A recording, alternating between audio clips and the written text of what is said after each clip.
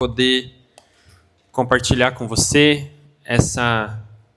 uma mensagem. Tem muito a ver com esse teatro, tá? Inclusive o texto, né? A gente vai falar sobre aquele texto hoje, que é o texto base do nosso acampamento.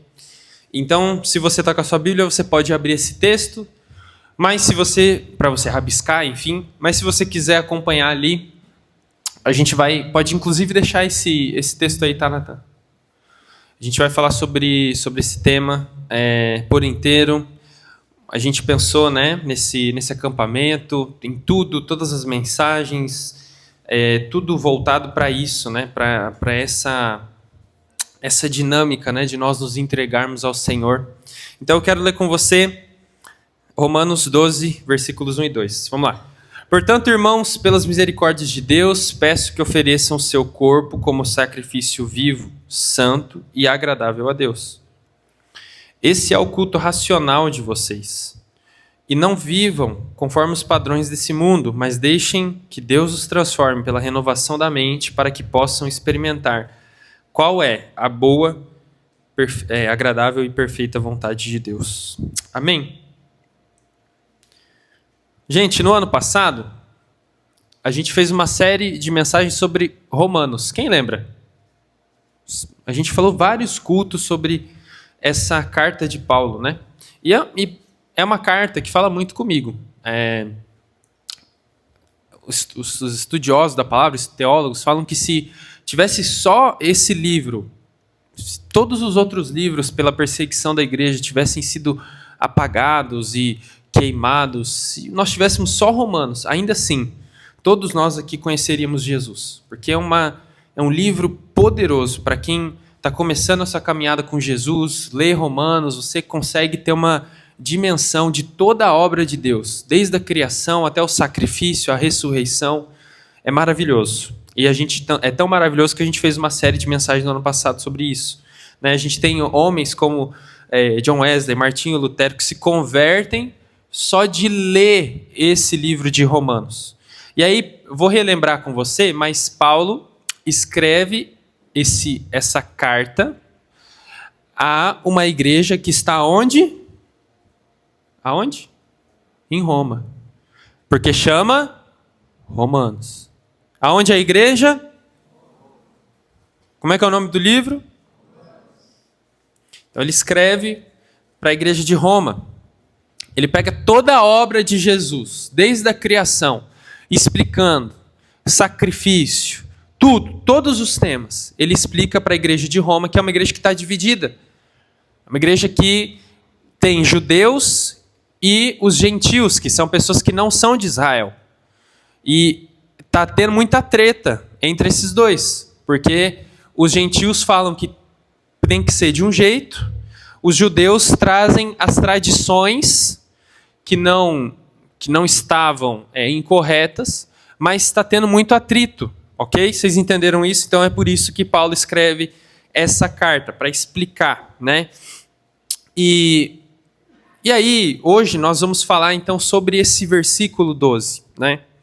E eu não sei você, né? Essa mensagem ela tem um tema, se você estiver anotando, o tema é um sacrifício puro, santo e agradável a Deus. Muito simples. Um sacrifício puro, santo e agradável a Deus. E como responder a esse amor de Jesus? Como responder ao sacrifício de Jesus? É isso que nós vamos entender nessa manhã. Como eu e você podemos minimamente fazer o mínimo para responder, para dar a Jesus o que ele merece. Ok? Então, eu não sei você, mas quando uma pessoa faz alguma coisa muito boa para mim, eu fico em dívida com ela. Isso é uma coisa minha, tá? Então, por exemplo, se alguém chegar ali na hora do almoço e falar assim, Brian, eu vou te dar uma Coca Zero. Nossa, eu vou ser feliz demais. E eu vou pensar assim, poxa, deixa eu escolher quem vai me dar uma Coca aqui. Não, tô brincando. A Teté, a minha prima, ela falou assim, olha, Brian, eu vou te dar uma Coca e um Monster ali na hora do almoço. Então eu vou me sentir, nossa, muito obrigado. E eu vou olhar Durante todo esse acampamento para ela, eu vou pensar, nossa, ela me deu uma Coca e um Monster, eu preciso fazer alguma coisa por ela, né? Mas eu não vou fazer nada. Mas parece que só o obrigado não tá bom. Tem outra experiência no nosso casamento, né, amor? Tantas pessoas nos abençoaram de uma forma inimaginável, sabe, de valor em real mesmo, em espécie mesmo, sabe, muito dinheiro. E para mim, eu olho essas pessoas hoje e eu me sinto em dívida com essas pessoas. Não porque as pessoas estão cobrando, isso é um presente, mas eu olho para elas. Por exemplo, eu olho para o Caio, que está lá no fundo. Toda vez que eu vou ligar a minha TV, eu lembro do Caio. Vocês sabiam? Porque o Caio me deu a TV. O Caio me deu a TV. O Caio e a Jéssica me deram a TV. Então, eu sou assim. Eu sou assim. E quando eu olho para Deus, eu penso, Jesus morreu por mim. O que eu posso fazer? Não sei se você pensa assim. Então, hoje nós vamos falar aqui sobre 4 coisas. Sobre o que Paulo falou aos romanos. Que nós, eu e você, precisamos ser 4 coisas. A primeira, repete comigo. Sacrifício. Puros. Santos. E agradáveis. Jesus morreu por você. Você é salvo em Jesus, amém? Como retribuir? Então, o primeiro ponto que eu quero falar com você é o que é ser puro? Na Bíblia, a pureza vai muito além de regras, de rituais. Pureza é um estado de coração, da nossa mente, das nossas intenções. Ok? Você é puro aprendendo a ser, mas você só vai chegar num patamar de pureza quando você fizer o bem naturalmente, quando seu caráter for transformado. E aí, por que tem coração, mente e intenções? Por que a pureza tem a ver com essas 3 coisas? Porque às vezes você está aqui, a sua intenção é boa de estar no acampamento, mas a sua mente só pensa besteira, né? Você está aqui, você vem aqui na hora do louvor, levanta a mão, a gente pula e tal, e tal, e tal. Você faz, a sua intenção é boa, mas o seu coração é impuro. Você pensa coisas erradas, você está viajando na maionese aí na hora da palavra, entendeu? Você é impuro.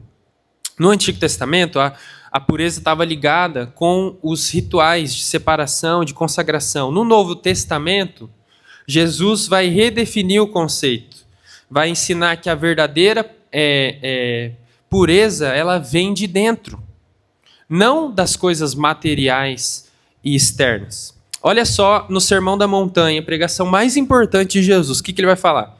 Mateus 5,8. Bem-aventurados os puros de coração, porque verão a Deus. Quem verá a Deus? Os puros de coração. E se eu não sou puro? Eu não vou ver a Deus. A pureza é algo extremamente importante para Deus. Extremamente importante para Jesus. Em Salmos, Davi fala assim, Salmos 24, verso 3, 4. Quem subirá ao monte do Senhor? Quem há de permanecer no seu santo lugar? O que é limpo de mãos e puro de coração, que não entrega a sua alma à falsidade, nem faz juramentos com a intenção de enganar. Então aqui a gente tem um padrão.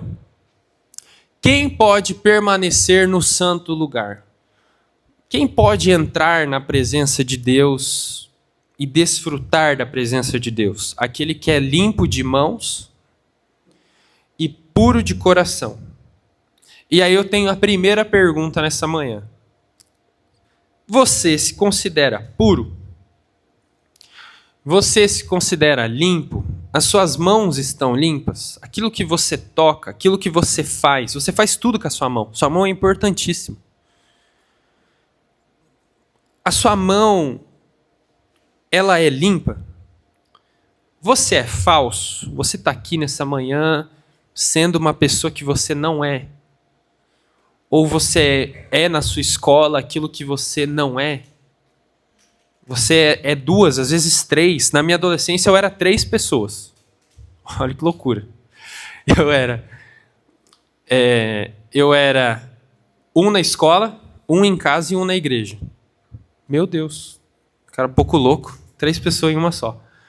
E eu tinha que ficar... Não, agora eu cheguei em casa. Então, muda. Agora eu sou o filho quieto. Aí, cheguei na escola. Não, agora eu faço o que eu quero. Agora eu falo palavrão. Agora eu faço brincadeira sem graça. Agora eu quero... como o Rafael aqui, que pegou 3 meninas numa noite, né, Rafa? Pelo amor de Deus. Agora eu quero ser igual ao Rafael, e é isso, e é isso. Opa, cheguei na igreja. Opa, agora eu sou santo, eu sou filho do pastor, glória a Deus, eu te amo, Jesus. 3 pessoas em uma só. Que desvio de personalidade maldito. Maldito, isso é uma coisa maldita. Se você quer estar na casa do Senhor, se você quer... E a casa do Senhor a gente não está falando só sobre igreja, porque tem gente que acha que é só na igreja. Essa aqui é a casa do Senhor. Nós estamos na presença de Deus, essa é a casa do Senhor. Se você quer estar na presença do Senhor, na casa do Senhor, zerado com Deus, desfrutar integralmente da presença do Senhor, você precisa ser puro. E se você não se sente puro nessa manhã, não tem problema nenhum. Você precisa reconhecer isso. É isso que o Senhor nos pede nessa manhã. O Senhor não pede para você chegar aqui no acampamento limpinho, top, crentão, nossa, que espiritual. Não. O Senhor pede para você chegar aqui nessa manhã com o coração aberto, a ser purificado. Imagina que o pecado é a lama, né? A gente vai ter ali, pensa só nessa figura aqui que eu estou usando. A gente vai ter ali, daqui a pouco, tempo livre. A gente tem quadra, vai ter hoje escorrega de lona, vai ter piscina e tal. E não sei vocês, mas quando bater ali 5:30, que a gente for para os quartos, você tá podre, né? Então imagina que o pecado é isso, essa é a sensação. Mas aí você abre o seu chuveiro, o chuveiro lá do quarto, você vê um sapo... Não, brincadeira. Você abre o chuveiro do quarto... Não tem sapo no quarto, tá, gente? Isso é brincadeira, tá? Brincadeira. Você abre o chuveiro do quarto, aí você toma um banho, e você... Qual é a sensação de sair do banho? Quem aqui já foi pra praia?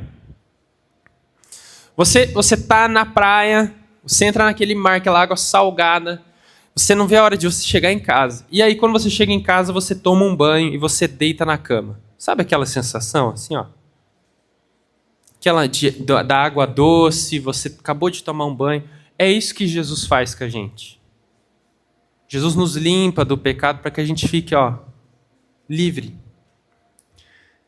E, ao contrário, é isso que o pecado faz com a gente. Esse peso que te prende, que rouba a sua mente, que rouba o seu coração. Então, se você é puro, Jesus pode te limpar. Se você é impuro, Jesus pode te limpar nessa manhã. Amém? A segunda coisa, o que é ser santo? A gente falou sobre puro, a gente vai falar sobre santo agora, agradável e sacrifício. Lembra? 4. O que é ser santo? A raiz, né, do que significa santo, no hebraico, kadosh, significa separado, cortado para fora. Por que eu falo hebraico? Às vezes alguém não sabe aqui, mas é por causa das escrituras, da palavra de Deus, né? Foi escrita também em hebraico. Kadosh significa separado. Algo santo que deixa de pertencer ao uso comum e passa a pertencer exclusivamente a Deus. Isso é ser santo na Bíblia. E o que significa até pureza, eu trouxe aqui no grego hagios, não sei como é que é a pronúncia de grego, foca na isenção de impureza e na perfeição moral. Então, quando você tem um encontro com Jesus, você é separado. Você não vive mais para o mundo, você vive para Cristo e você é purificado. Deus é santo. Deus é santo. Isso é um fato. Isso é um fato. Deus é o quê? Deus é santo. Então, como Deus, que é santo, vai se misturar com aquilo que não é santo? Porque aquilo que não é santo, entenda o que eu estou falando, não estou falando sobre Deus agora, mas aquilo que não é santo, não conversa com aquilo que é santo. Vocês conseguem entender isso? Santo, não santo. Então, como um Deus santo pode se misturar com a nossa vida, com os nossos pecados, com os nossos erros, com as nossas falhas? Como isso é possível? Sabe, 1 Pedro 1,15 fala, pelo contrário, assim como é santo aquele que os chamou, Deus, sejam santos vocês também em tudo o que fizerem, porque está escrito, sejam santos, porque eu sou santo. Hebreus 12,14, procurem viver em paz com todos e busquem a santificação, sem a qual ninguém verá o Senhor. A gente leu agora há pouco que aquele que não for puro de coração não verá o Senhor. E agora, sem a santificação, ninguém verá o Senhor. Então começa a perceber que não somente a pureza, mas a santidade é algo importantíssima para o Senhor. E santidade diz respeito a tudo que você faz, a como você pensa, a como você idealiza. Você pensou nesse acampamento, em vir para cá de uma maneira santa? Você acordou hoje e pensou no que você vai fazer no dia de uma maneira santa? Ou você só está preocupado em jogar futebol? Ou você só está preocupado se no almoço vai ter estrogonofe, ou sei lá, nem lembro o que vai ter. Você só está preocupado que o Caio não anotou aquele brownie que você pegou e como é que vai ser agora? Você pensa de uma maneira santa? O que você escuta? Você ouve músicas que agradam o Senhor? Não estou falando aqui, gente, que é só para você chegar no seu... por exemplo, que é para você ouvir música, você só tem que ouvir música cristã em todo tempo, e para eu ser santo, eu tenho que, meu Spotify tem que girar 24 horas por dia e tal, no Alessandro Vilas Boas e tal. Deus nos chamou para fora também, para nós sermos santos lá fora, amém? É difícil, gente, é difícil. É difícil. Mas essas coisas precisam ser ditas. As trendzinhas aí que a gente vê e tal. Ontem a gente estava lá embaixo, estava tentando fazer uma batalha de... sei lá do que, nós fizemos tanta batalha. De aura. Meu, não dá para pôr as músicas de aura, de farmar aura, porque, gente...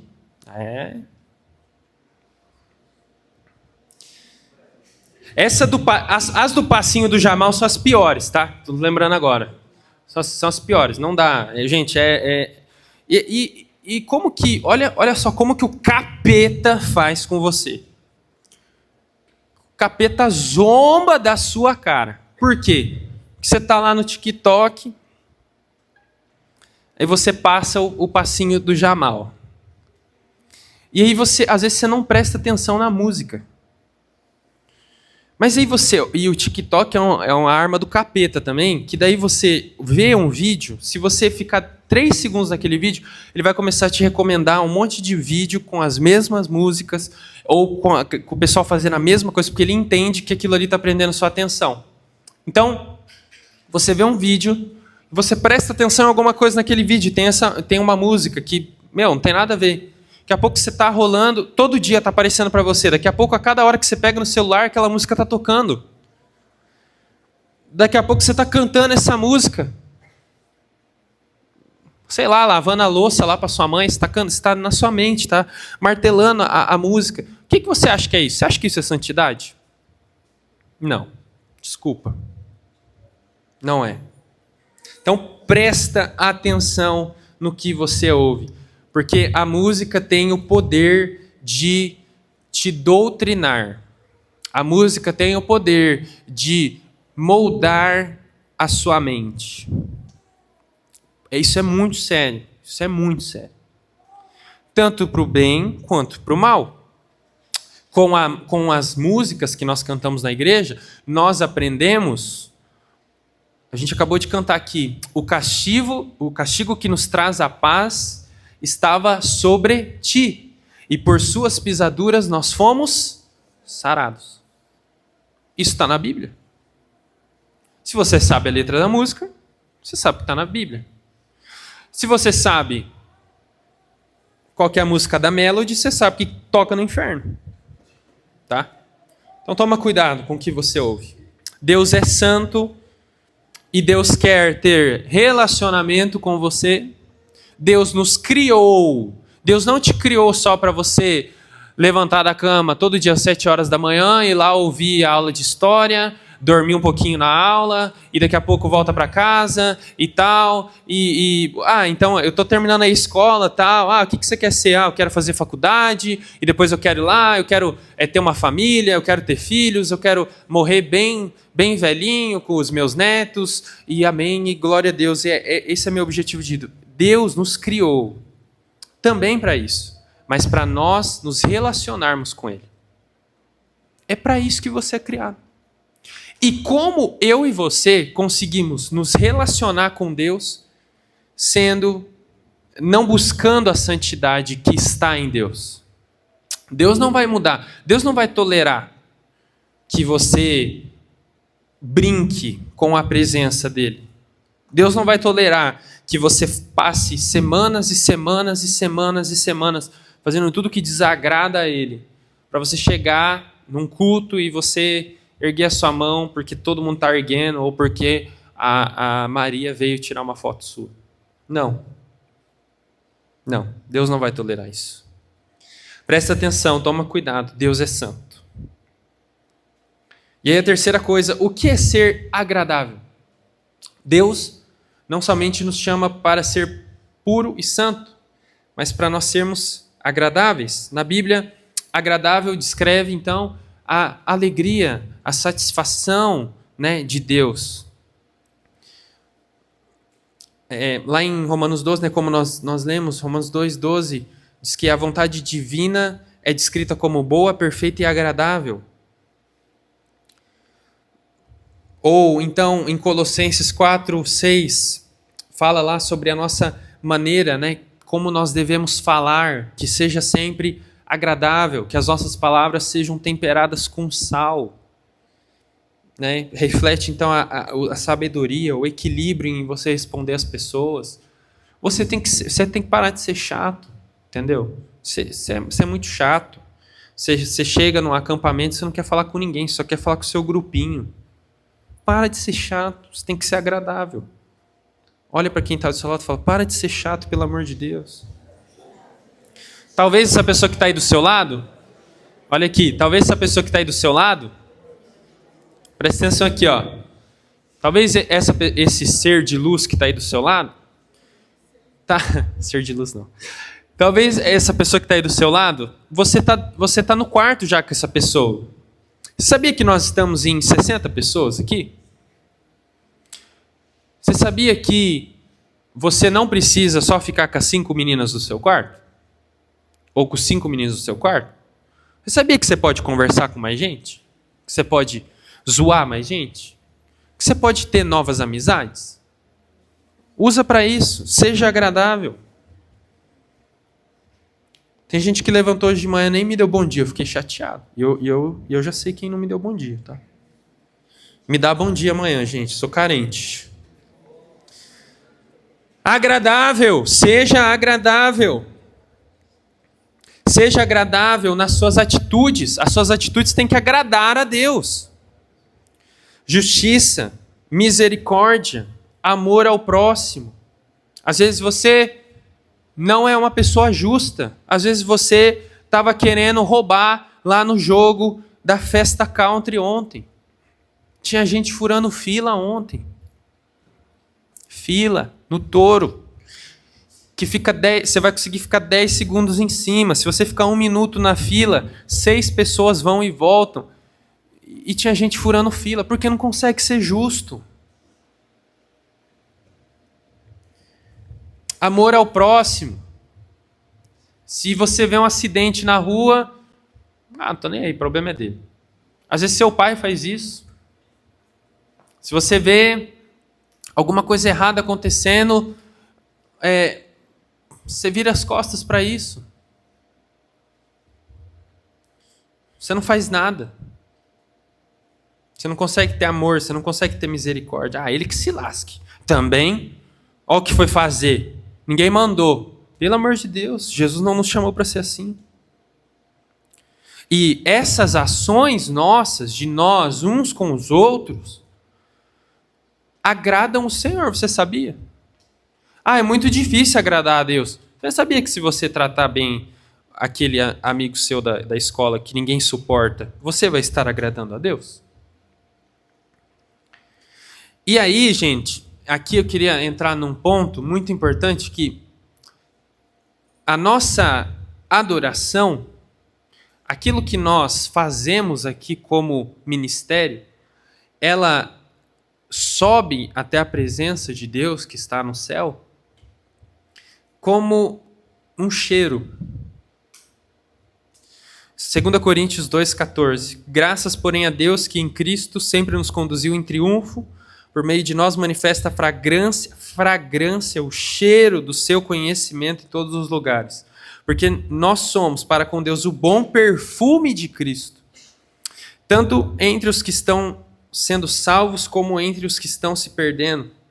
Para com esses, os que estão se perdendo, cheiro de morte para a morte.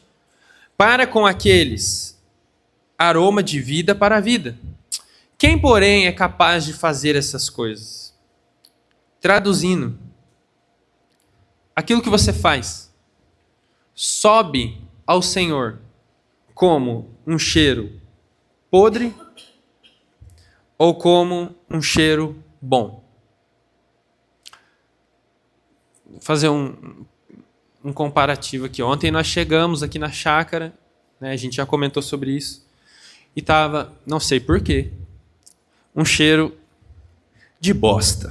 Tá? Não sei porquê. Isso não foi só ontem, isso antes de ontem também. Hoje à noite provavelmente vocês já vão se acostumar. A gente não sabe o que é isso, tá? Gente, não é horrível o cheiro? Né? Você acha que você conseguiria sentir isso todos os dias?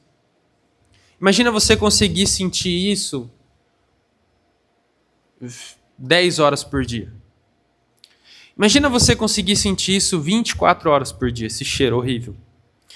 Imagina você conseguir sentir isso 7 dias na semana.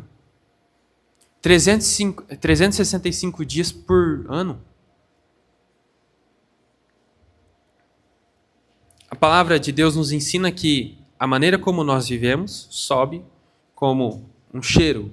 Ou você adora, se você está adorando, se você está gastando tempo com coisas que desagradam ao Senhor, o cheiro é ruim. O cheiro é ruim. Se você não consegue aguentar, por que você acha que Deus tem que aguentar? Aonde está a sua cabeça?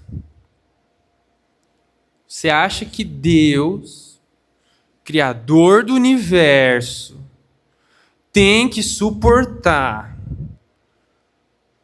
você, desde o começo do ano, viver com a vida toda errada, para você fazer a inscrição do acampamento, para você, quinta-feira, ter feito um monte de coisa errada, sexta-feira, até a hora do almoço, para você chegar aqui, sexta-noite, e pedir: Jesus, me perdoa. Sabe qual que é a nossa sorte? É que Jesus perdoa. Porque a graça de Deus transcende o nosso entendimento. Se eu fosse Jesus, tinha vontade de mandar um raio na sua cabeça. Pá! compreende? Mas, graças a Deus, porque Deus não é assim. E Deus não faz acepção de pessoas. O que é acepção de pessoas? Deus não olha para mim e fala, nossa, o Brian está fazendo um acampamento, então ele pisou na bola e eu vou perdoar ele. Ah, não, mas o Pietro? Não, o Pietro pisou muito na bola. Eu acho que não. Deus perdoa todos, nós. A questão que eu quero trazer para vocês é, nós não estamos falando sobre quem Deus deve perdoar ou não. Nós não estamos falando se Deus vai me perdoar ou não. Pensa na coisa mais horrível que você pode fazer. Se você fizer isso, Deus vai te perdoar? Não sei. Você vai se arrepender? Mas por que você quer fazer isso? Por que você quer desagradar um Deus bom? Um Pai misericordioso?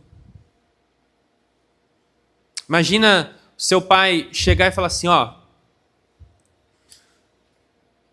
arruma suas coisas, a gente vai entrar dentro do avião, nós vamos lá para os Estados Unidos. É o seu presente de aniversário. Nossa, eu queria isso. E aí você olha para isso e qual é a sua reação? Meu Deus, obrigado. Se você é no mínimo educado, obrigado. Meu Deus, e tal. Vai passar pela sua cabeça você desagradar o seu pai? Você, sei lá, ser grosso com o seu pai? Não, porque o seu pai acabou de fazer uma coisa muito bondosa por você. E você é grato por isso. Então, Deus está nos chamando nessa manhã a nós sermos assim. A sermos gratos. A olharmos para o sacrifício dele na cruz. E não olhar como Jesus morreu e agora então eu posso fazer tudo o que eu quiser. Eu vou ser igual o ladrão da cruz. Vou viver uma vida. Aí quando eu estiver no último momento da minha vida, eu vou... Senhor, me perdoa, amém. Ai, fui para o céu. Glória a Deus. Cuidado se você está vivendo assim. Você não sabe o dia de amanhã. Você não sabe o dia de amanhã. Qual que é a garantia que você tem que você vai estar aqui ano que vem? Alguém já confirmou isso para você? Não sei. As coisas acontecem. E você vai brincando. Tudo pode acontecer. Nós precisamos levar, então, a santidade com seriedade. E a última coisa, já estou terminando. O que é sacrifício? Para você ser puro, santo e agradável, você precisa se sacrificar. No Antigo Testamento, lá em Levítico, vai ter uma série de instruções onde animais perfeitos, sem nenhuma mancha, poderiam ser sacrificados em favor do pecado do povo. E o objetivo era que fosse uma expiação, que aquele animal, que todo o meu pecado fosse transferido para aquele animal e que oferecêssemos aquele animal em sacrifício a Deus, para que Deus olhasse o sacrifício perfeito. E aí Deus olhasse para mim, falasse, eu te perdoo. Esse era o objetivo. E aí no Novo Testamento, então, tem o sacrifício de Deus. Tem gente dormindo, eu vou aí acordar, hein? No Novo Testamento, o sacrifício de Jesus. Sacrifício de Jesus. Obrigado. Jesus se tornou o Cordeiro. Jesus é o Cordeiro sem nenhuma mácula, sem nenhuma mancha. Então, eu não preciso mais oferecer, sei lá, um carneiro, qualquer coisa, uma ovelha, em sacrifício a Deus. Jesus cortou isso aqui. Agora eu posso pedir perdão, eu posso falar com Jesus. Ou você acha que lá, Olha aqui para mim. Você acha que lá o povo hebreu saindo do Egito, você acha que o povo hebreu fazia culto e sentia aqui a presença de Deus como a gente sente aqui? Isso é um privilégio. Isso não acontecia. O véu que separava nós de Deus foi rasgado através de Jesus. E a gente negocia isso, a gente olha para aqueles homens que tiveram que acreditar, sabe, no Antigo Testamento acreditaram em Deus, o povo que adorava o Senhor, independente de qualquer coisa, a gente olha para aquilo e hoje nós temos como sentir Deus, nós temos como ouvir a voz de Deus. Você vem para esse lugar, você é confrontado e a gente acha que a gente não precisa se sacrificar. Erro nosso. Erro nosso. E aí, a gente volta aqui no texto. Nós temos toda essa... Eu explanei aqui para vocês tudo que nós devemos ser. Puros, santos, agradáveis. Sacrifício. Qual é o sacrifício que eu e você devemos fazer? O que você precisa entregar? O que você precisa sacrificar? Talvez o seu coração, talvez a sua alma, talvez a sua mente. O que você precisa sacrificar? Vou contar uma experiência para vocês e a gente vai encerrar já. Até o pessoal pode subir. Presta bem atenção aqui em mim. Quando eu era criança, eu ganhei um PlayStation 2. Sim, eu tô velho, tô ficando velho. Eu ganhei um PlayStation 2 do meu pai, tinha acabado de sair, eu acho. E aquilo foi, assim, para mim, uma realização. É a mesma coisa que hoje você ganhar um PS5. Então, para mim, nossa, meu Deus. E aí, qual que era a do PlayStation 2? Você podia... Na verdade, você não podia, porque isso é pirataria, né? Mas você podia ir no camelô lá e comprar 40 jogos e você testava. E dos 40, 5 só pegava, mas era barato demais, então... E eu curtia aquilo, e eu comecei a ficar viciado. De verdade, eu comecei a ficar viciadão mesmo. E aí eu achei um jogo chamado, talvez o jogo mais conhecido da face da Terra, GTA San Andreas. Cala a boca que eu vou falar mal do jogo. Aí que vocês estão aplaudindo. Meu Deus.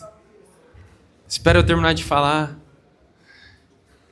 GTA San Andreas. Tem problema você jogar GTA? Tem. Ué? Ah, tô brincando. Mas, o que aconteceu? Eu comecei a fazer um monte de cagada, né? Isso que é verdade. Eu comecei a ficar violento por causa do jogo. Eu queria socar a gente na rua. Sabe? Pensamento intrusivo. Gente, e se eu entrar dentro desse carro, roubar esse carro? Não, tô brincando. Mas, sabe, assim, eu comecei a chegar em casa, minha mãe falava, almoço está pronto. Vou lá, almoço, entro no quarto. Mãe, hoje tem igreja? Não. Então eu vou até a janta. Pá! E aquilo começou a me consumir, de verdade. Comecei a... E aí eu entrei numa pira assim, eu vou zerar esse jogo. Eu vou zerar. E eu zerei. Isso é uma conquista minha. Não, tô brincando. Mas eu zerei. Só que um dia, meu pai, vocês sabem, morou nos Estados Unidos muito tempo. Né? Eu e minha irmã nascemos lá. E meu pai, na época, nós tínhamos voltado para o Brasil recentemente, assim. Então, meu pai tinha ainda o inglês muito afiado. Meu pai entrou, e vocês sabem que GTA dá para jogar porque é tudo em inglês. Toma cuidado, isso aí. Se seu pai fizer um curso de inglês, você tá lascado. Meu pai entrou no quarto, viu eu metralhando a cabeça de uma mulher. É isso, a cena é essa. E pai, uma raiva. Tá. E aí o CJ falando um monte de palavrão, de coisa, aquele inferno. Meu pai olhou aquilo e falou assim, não, tem alguma coisa errada? Eu tô perdendo meu filho dentro da minha casa. Porque eu era criança e é isso. E aí meu pai teve ali depois um sonho comigo, um dia depois. E ele falou assim, eu sonhei que eu te vi assim numa balada e eu entendi que era Deus estava me mostrando o seu futuro.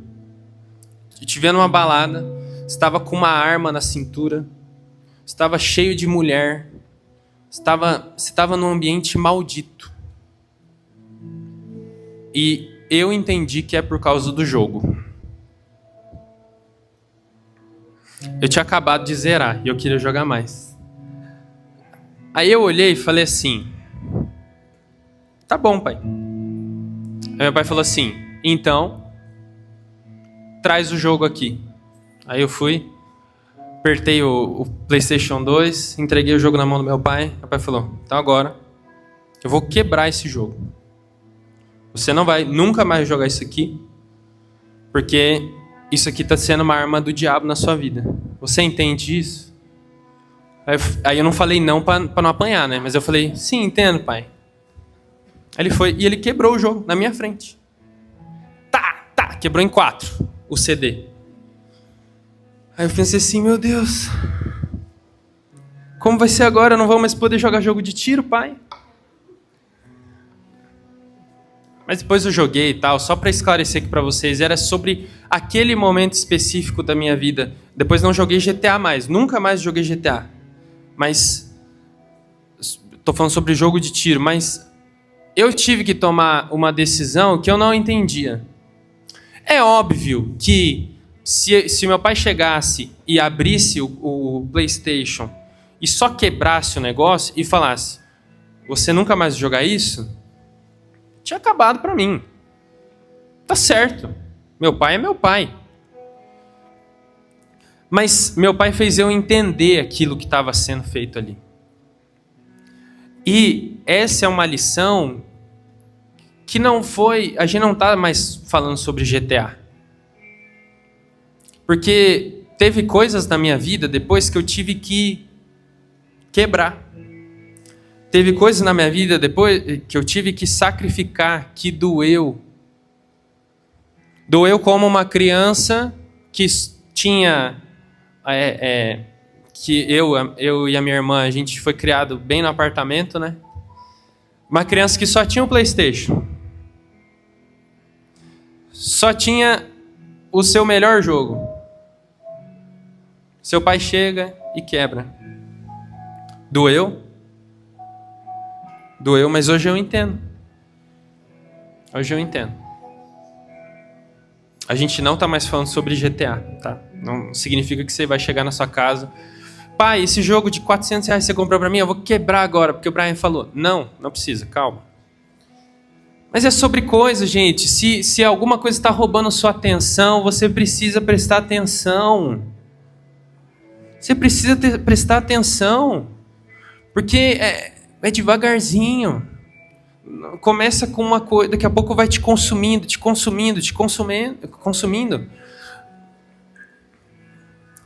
Quando eu fui fazer... fui começar a fazer tatuagem, eu fiz uma, fiz 2, fiz 3.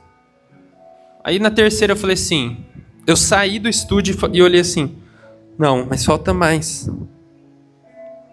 comecei a fazer. E eu queria. Isso significa que eu não vou fazer mais? Não. Mas eu olhei para mim mesmo e falei, eu vou parar. Por um tempo, porque isso aqui tá errado. Eu tô compulsivo. E na tatuagem isso é perigosíssimo, porque é assim mesmo. A gente quer fazer mais e fazer mais e fazer mais e fazer mais. Mas às vezes o seu GTA, a sua tatuagem é uma roupa. Você compra uma roupa no shopping. Meu Deus, final de semana eu preciso ir lá porque vai ter saldão da Zara. Tô batendo em você, tá, meu amor?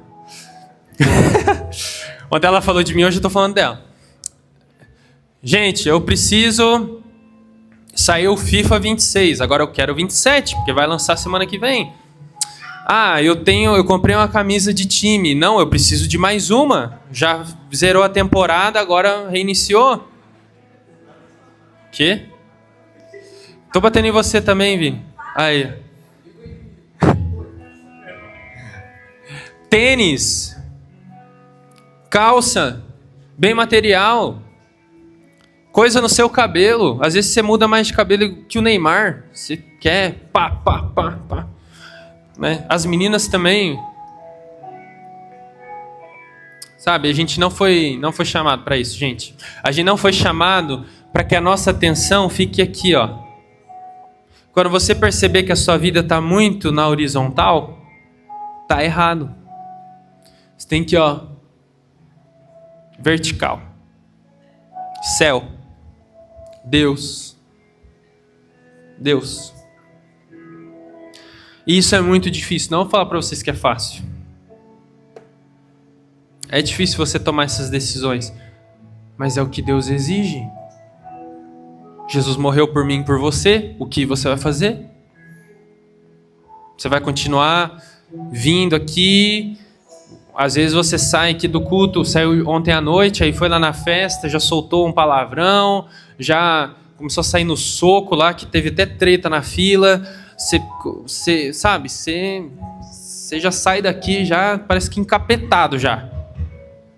Deus não nos chamou para isso, porque Ele é santo. Então, eu gostaria de fazer um convite. Quero que você fique de pé. Vou pedir para o Caio apagar a luz, por favor, Caio. Caio, inclusive se você puder fechar essa cortina, que o sol está vindo no meu olho. Por favor. Olha aqui para mim, pessoal.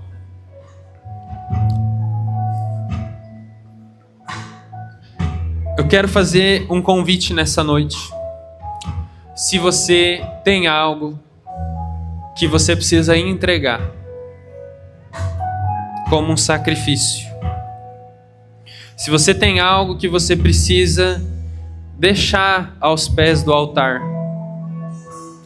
Se você tem algo que você precisa vir aqui na frente, se ajoelhar e apresentar a Deus. Deus, tira isso de mim. Isso aqui está errado na minha vida. Eu quero ser puro, santo e agradável. Às vezes você está aqui, você é puro, mas você não é santo. Ou às vezes você é santo e puro, mas você é muito chato.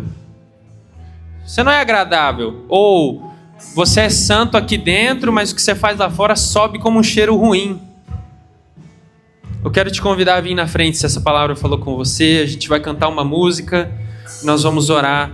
Se você vier aqui à frente, eu gostaria que você se ajoelhasse, a gente vai orar junto. Amém.